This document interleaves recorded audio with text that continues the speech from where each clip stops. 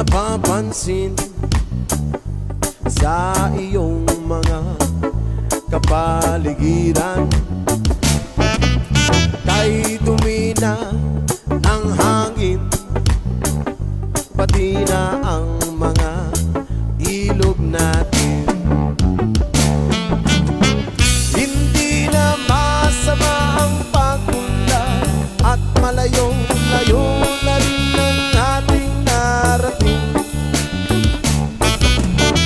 Ngunit masdan mo ang tubig sa dagat, dati kulay asin, ngayon'y naging itim.